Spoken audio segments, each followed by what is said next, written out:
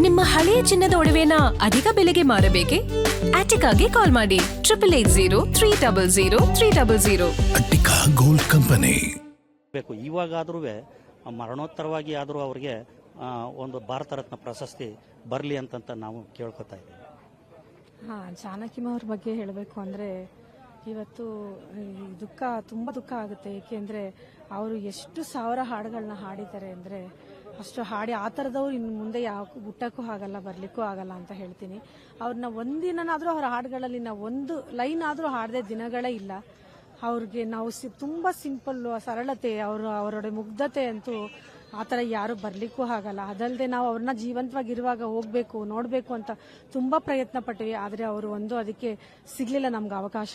ತುಂಬ ಜನ ಅಲೌ ಮಾಡಲ್ಲ ಅಂತ ಹೇಳಿದ್ರಿಂದ ನಾವು ಅವ್ರನ್ನ ನೋಡೋಕ್ಕಾಗಲಿಲ್ಲ. ಕೊನೆಗೆ ಅವ್ರು ಈ ಥರ ಸ್ಥಿತಿ ನಾವು ಬಂದು ನೋಡೋಕೆ ಅವಕಾಶ ಸಿಕ್ತು. ಅದರಲ್ಲೂ ಮೈಸೂರಲ್ಲಿ ಅವರು ಈ ಥರ ಇದ್ದು ನಮಗೆ ಈ ಅವಕಾಶ ಸಿಕ್ಕಿದ್ದಕ್ಕೆ ತುಂಬ ಧನ್ಯವಾದ ಅಂತ ಹೇಳ್ತೀನಿ. ಆದರೆ ಅವರು ಇಷ್ಟು ಹಾಡುಗಳನ್ನ ಹಾಡಿ ಎಷ್ಟು ಸರಳತೆಯಿಂದ ಇರೋವರೆಗೂ ಮನುಷ್ಯನ ಯಾರು ಇನ್ನೂ ಮತ್ತೆ ಹುಟ್ಟು ಬರಲ್ಲ ಅಂತ ನಾನು ಹೇಳ್ತೀನಿ. ನಮ್ಮ ಮೈಸೂರಲ್ಲಿ ನಮ್ಮ ಜಾನಕಿ ಅವರು ತಿರ್ಗಾ ನೋಡಿ 1140 ಹಾಡು ಹಾಡ್ಯಾರಂದ್ರೆ ಬಾರ ಎಮ್ಮೆ ಎಲ್ಲ ಭಾಷೆಯಲ್ಲಿ ಅವರು. ನಮ್ಮ ರಾಜ್ಕುಮಾರ್ ಸಾಂಗು, ವಿಷ್ಣುವರ್ಧನ್ ಸಾಂಗ್ ಪ್ರತಿಯೊಂದು ಭಾಷೆಯಲ್ಲಿ ಹಾಡೋರಂದ್ರೆ ಅವ್ರು ಹೆಮ್ಮೆ ಪಡಬೇಕು. ಆದರೆ ಅವರು ಆಂಧ್ರದಿಂದ ಬಂದು ನಮ್ಮ ಮೈಸೂರಲ್ಲೇ ಜೀವ ಬಿಡ್ಬೇಕಾದ್ರೆ ಅವರ ಪುಣ್ಯ ಅದು. ನಮ್ಮ ಚಾಮುಂಡೇಶ್ವರಿ ಇದರಲ್ಲಿ ಎಲ್ಲ ನಮ್ಮ ಭಾಷೆದಲ್ಲಿ ಪುಣ್ಯ. ಆದರೆ ಎಲ್ಲ ಭಾಷೆಲ್ಲ ಒಂದೊಂದು ಸಾಂಗು ರಾಜ್ಕುಮಾರ್ ಜೊತೆ ಹಾಡಿದ ಸಾಂಗ್, ವಿಷ್ಣುವರ್ಧನ್ ಎಲ್ಲ ಒಂದು ತೆಂಬಲಾಗಲಿ ಇದರಲ್ಲಿ ಎಲ್ಲ ಅವ್ರು ಹಾಡು ಕೇಳ್ತಾ ಇದ್ರೆ ಒಂಥರ ಏನೋ ಒಂಥರ ನಾವು ಕಲ್ಕದ ಆ ಥರ. ಮುಂದಕ್ಕೆ ಯಾರು ಬರೋಕ್ಕೂ ಆಗಿಲ್ಲ, ಚಾನ್ಸ್ ಇದು ಮಾಡೋಕ್ಕಿಲ್ಲ.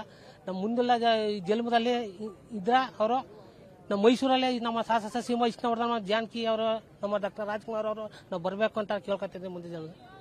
ಮೇಡಮ್ ಎಸ್ ಜಾನಕಿ ಮೇಡಮ್ ಅಂತ ಹೇಳಿದ್ರೆ ನಾವು ಬರೀ ರೇಡಿಯೋಗಳಲ್ಲಿ ಕೇಳ್ತಿದ್ವಿ. ಅಂದ್ರೆ ನಾನು ಬೆಳಗೊಳದ ಬಲ್ಮರಿನಲ್ಲಿ ಕೆಲವೊಂದು ಶೂಟಿಂಗ್ನ ತೆಗಿಬೇಕಾದ್ರೆ ಇವರ ಹಾಡುಗಳನ್ನೇ ಬಂದು ಕೇಳಬೇಕು ಅಂದ್ರೆ ಒಂಥರ ಅದ್ಭುತ.